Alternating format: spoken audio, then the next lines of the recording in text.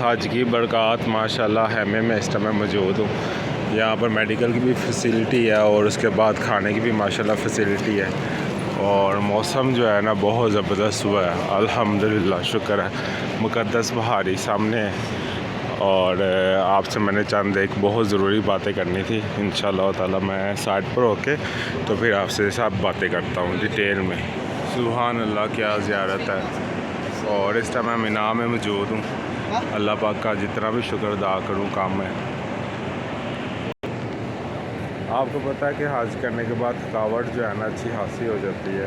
تو یہاں پر بیٹھ کے آپ کے ساتھ ان ڈیٹیل جو ہے نا گفتگو کرتا ہوں. تو جی جناب 8 ذی الحج کو میں آ گیا تھا. اللہ پاک کا بڑا احسان ہے. تو پہلا دن ادھر خیمے میں اسٹے کیا. یہ خیمہ آپ کے سامنے ہے.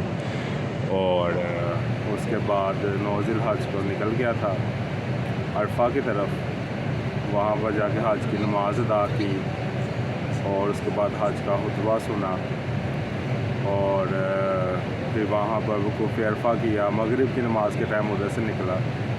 تو جو چیز میں نے بلیسنگز محسوس کی, اللہ تعالیٰ کی رحمت یہاں پر محسوس کی, وہ چیز میں آپ کے ساتھ شیئر کرنا چاہ رہا ہوں کہ اپنے لائف کا ایک مشن بنائیں کہ آپ نے عمرہ کرنے کے لیے یا حج کرنے کے لیے لازمی آنا ہے. اس کے لیے آپ تھوڑے تھوڑے پیسے جمع کریں اور کوشش کریں کہ یہاں پر عمرہ کرنے کے لیے اور حج کرنے کے لیے لازمی آئیں.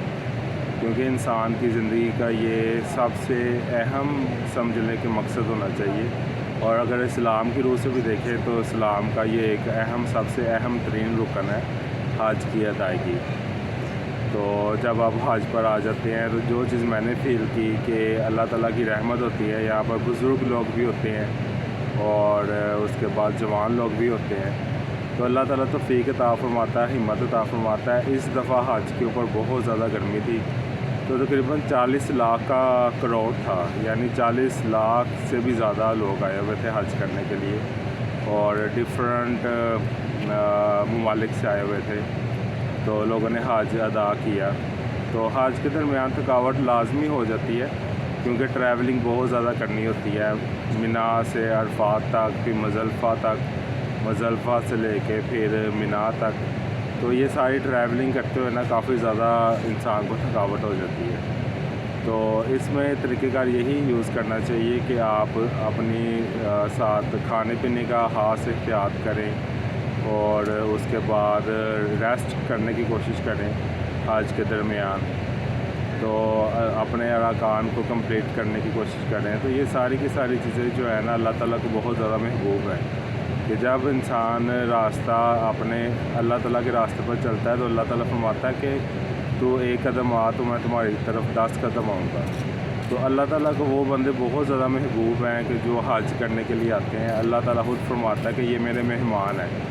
تو ان مہمانوں کو یعنی جو میرے مہمان ہیں اللہ تعالیٰ کے, اگر آپ ان کی خدمت کریں گے, ان کو دعا کے لیے کہیں گے تو اللہ تعالیٰ کو یہ انداز بہت زیادہ پسند آتا ہے.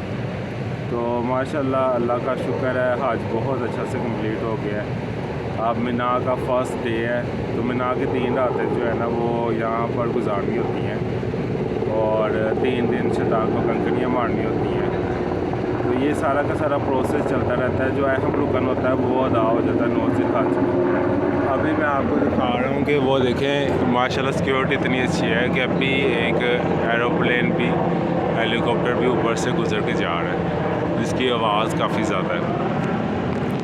تو یہ آپ دیکھ سکتے ہیں مینا کی پہاڑیاں بہت زیادہ مقدس پہاڑی ہیں.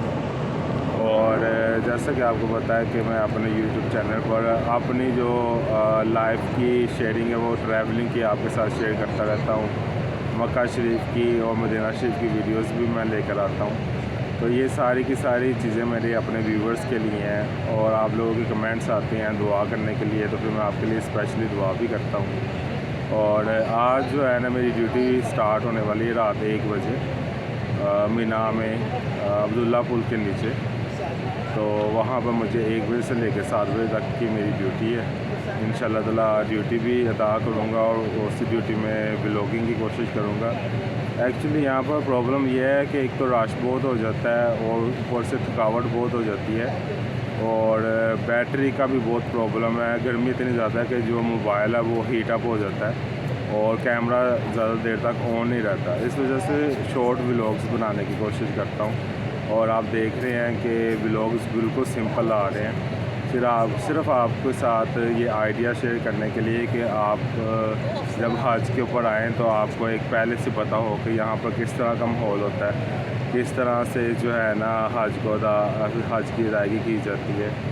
تو یہ ساری کی ساری ولاگنگ جو ہے نا آپ لوگوں کی خاص ریکویسٹ کے اوپر جو ہے نا میں کر رہا ہوں. تو ابھی تھوڑی دیر تک جو ہے مغرب کی یہاں پر نماز ہو جانی ہے، اور مغرب کی نماز ادا کروں گا، عشاء کی نماز ادا کروں گا، اور پھر کوشش کروں گا تھوڑی دیر سونے کی، کیونکہ مجھے رات 1 بجے دوبارہ اٹھنا ہے اور ڈیوٹی کے لیے جانا ہے. تو انشاءاللہ تعالیٰ کوشش کروں گا کہ رات کو بھی یہاں پر مینا میں حج کے بعد کس طرح کا ماحول ہوتا ہے وہ سارا کا سارا شوٹ کرنے کی کوشش کروں گا. اور ماشاءاللہ آپ دیکھ سکتے ہیں کیسی مقدس پہاڑی ہیں، سبحان اللہ. تو بذات خود میں دیکھوں تو بہت زیادہ جو ہے نا بلیسنگ یہاں پر محسوس ہوتی ہیں. اور سائڈ کے اوپر بھی دیکھیں ساری کی ساری پہاڑی ہیں ماشاءاللہ. اللہ پاک کا بڑا احسان ہے. مجھے بھی تھوڑی سی تھکاوٹ ہو گئی ہے، اور ابھی میں تھوڑی دیر تک جو ہے نا کوشش کروں گا کہ مجھے تھوڑی سی نیند آ جائے، تاکہ جو ہے نا میں دوبارہ سے ری ایکٹیو ہو جاؤں، جسے ریچارج بولتے ہیں، وہ ریچارج ہو جاؤں، اور دوبارہ سے نا انشاءاللہ تعالیٰ ایکٹیو ہو کے تو پھر حاجیوں کی خدمت کے لیے میں نکلتا ہوں. انشاءاللہ پوری کی پوری مجھے امید ہے کہ اللہ تعالیٰ آپ کو بھی یہاں پر حاضر دینے کی توفیق عطا فرمائے، اور آپ کی محبتوں کا، آپ کی چاہتوں کا بہت بہت شکریہ. آپ میرے چینل پر ویڈیوز کو دیکھتے ہیں اور کمنٹس کرتے ہیں، اور مجھے اس بات کی بہت زیادہ خوشی ہوتی ہے ماشاءاللہ. ایک دفعہ پھر سے میں آپ کو ویو دکھا دوں. یہ دیکھیں اس طرح کے خیمے ہوتے ہیں، اے سی، فل اے سی لگا ہوتا ہے، اور خیموں کے اندر جو اے سی ہوتا ہے، اور موسم جو ہے کافی زیادہ گرم ہے اس دفعہ حج پر، کیونکہ جون کا حج تھا اور کافی زیادہ موسم گرم تھا.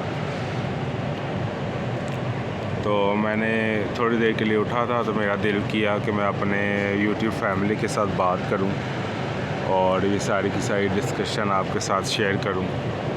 انشاءاللہ تعالیٰ آگے مزید جو ہے نا آپ کو مزید ولاگس بنا کے آپ کے ساتھ شیئر کرتا رہوں گا، اور آپ کو ساری کی ساری ڈیٹیل دکھاتا رہوں گا کیا حج پر ہوتا ہے، کس طرح سے خیمے ہوتے ہیں.